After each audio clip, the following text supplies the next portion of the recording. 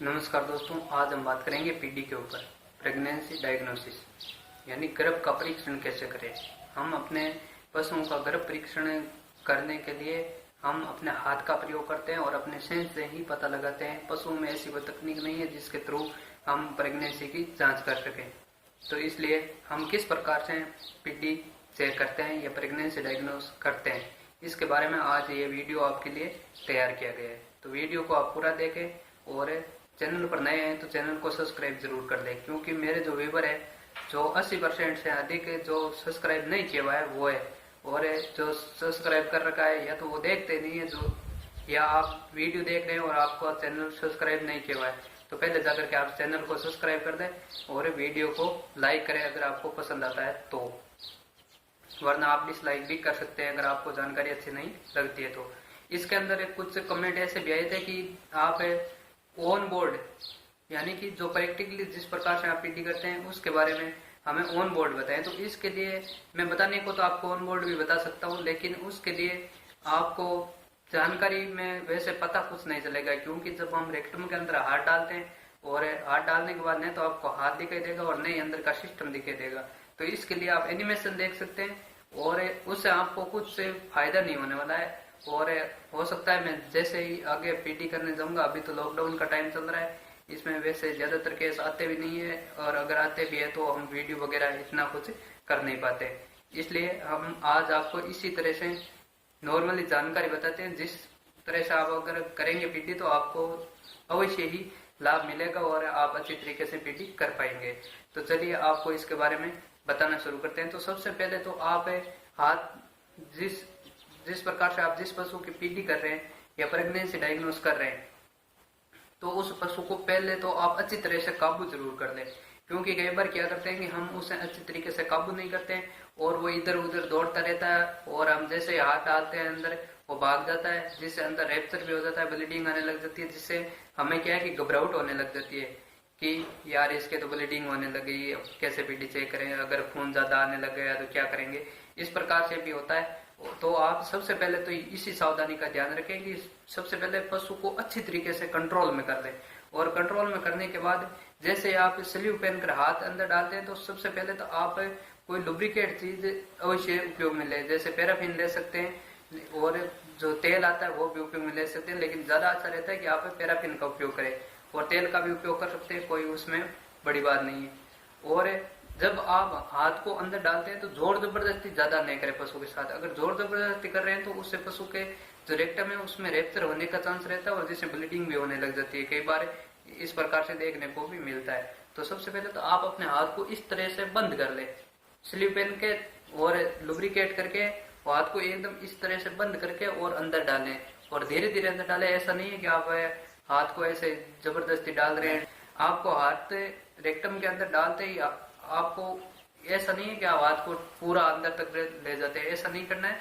आपको इतना सा हाथ अगर अंदर जाएगा तो इतना सा जाते ही आप हाथ को नीचे की ओर घुमाएं।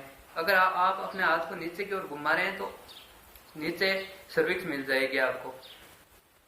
और पीडी के अंदर सबसे बड़ी और सबसे नॉलेज और सबसे बड़ी बात यही है कि अगर आप सर्विक्स को पकड़ लेते हैं या आप सर्विक्स को महसूस कर लेते हैं तो उसके बाद समझो कि आपकी 80% पीडी हो गई, क्योंकि सर्विक्स जब तक आप नहीं पकड़ पाएंगे तब तक आपको पीडी का कोई नॉलेज नहीं होगा, क्योंकि उसके अंदर जो पेल्विक कैविटी है या जब आप सर्विक्स के आसपास में हाथ घुमा रहे तो वहां पर ब्लैडर भी कई बार मिल जाता है और ब्लैडर को देख कर भी कुछ से जिनको अच्छी तरीके से पीडी करनी नहीं आती है तो प्रेग्नेंट बता देते हैं, ऐसा कुछ हो जाता है कई बार। तो आप सबसे अच्छा तरीका यही है कि आप सबसे पहले सर्विक्स को फील करें, सर्विक्स को पकड़ के, और सर्विक्स को पकड़े पकड़े आप आगे की ओर बढ़ेंगे तो सर्विक्स वैसे कोई लंबी चौड़ी ज्यादा नहीं होती है, तो आप सर्विक्स को थोड़ा सा आगे की ओर बढ़ेंगे तो आपको ऐसा लगेगा कि हाँ ये जो वेजाइना या वल्वा से वेजाइना से जुड़ी हुई जो सर्विक्स है और इसके आगे की ओर जब हम बढ़ेंगे तो हॉर्न मिल जाएंगे आपको।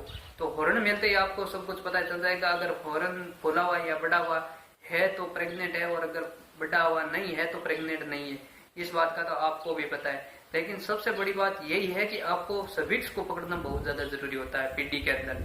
अगर आप प्रेगनेंसी डायग्नोस कर रहे हैं तो अगर आप सर्विक्स को जब तक नहीं फील कर लेते या जब तक नहीं पकड़ लेते तब तक आप ऐसा भी कर सकते हैं कि पशुपालक को ये भी बोल सकते हैं कि भाई अभी इसका कुछ पता नहीं चला है, आप 1 महीने बाद प्रेगनेंसी टेस्ट करवा लेना, या जो भी आप अपने तरीके से अपने जो ओनर है उससे डील कर सकते हैं। लेकिन ऐसा कभी ना करें कि आपको कुछ उसके अंदर पता ही नहीं चला है, कुछ हाथ लगा ही नहीं है और आप ऐसे ही बता रहे हैं, ऐसा कभी भी नहीं करना चाहिए, क्योंकि इससे आपका भी नुकसान होता है और पशुपालक का भी बहुत बड़ा नुकसान होता है। ऐसा करने से कोई फायदा नहीं है। अगर आपको अच्छी तरीके से पता चल गया है कि हाँ आप खुद सेटिस्फाइड है कि हाँ ये प्रेग्नेंट है, तभी आप प्रेग्नेंट बताएं। अगर आपको अच्छी तरीके से पता चल गया कि हाँ ये खाली है, तो आप नॉन प्रेग्नेंट है तो नॉन प्रेग्नेंट बताएं। ऐसा कभी भी नहीं करें कि अगर आपको पता नहीं चला है और आप बता दे रहे हैं, ऐसा नहीं करना चाहिए मेरे ख्याल से। मैं मेरा अनुभव शेयर कर रहा हूँ, तो इसलिए आप इस बात का जरूर ध्यान रखें। और पीटी का सबसे अच्छा तरीका यही है कि आप हाथ को अंदर डालते ही नीचे की ओर घुमाएं, नीचे सर्विक्स ही मिलेगी और आपको सर्विक्स के समान कोई संरचना दूसरी अंदर नहीं मिलेगी, आपको सर्विक्स ही मिलेगी। अगर आप सर्विक्स को पकड़ देंगे तो सर्विक्स को पकड़े पकड़े छोड़ना नहीं है सर्विक्स को। ऐसा कई बार क्या करते हैं कि हाथ को पूरी तरीके से आगे की ओर रेक्टम में ले जाते हैं और रेक्टम में आगे की ओर लेकर के फिर से करते हैं। ऐसा कभी नहीं करना चाहिए, उससे कोई फायदा नहीं मिलेगा।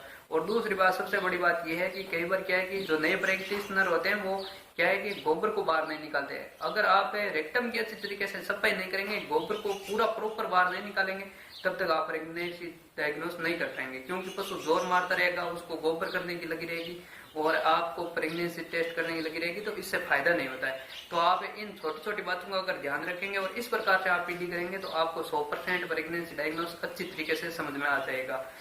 तो और जो नए हैं अभी फील्ड में, जिनको अनुभव नहीं है, तो वो लोग क्या करें कि 3 मंथ से पहले की पीडी आप नहीं करें, क्योंकि 3 मंथ का बच्चा होता है वो एक गिलेरी के समान होता है। उसकी कोई बड़ी आकृति, चूहे के समान आकृति होती है और कोई ज्यादा बड़ी आकृति नहीं होती है।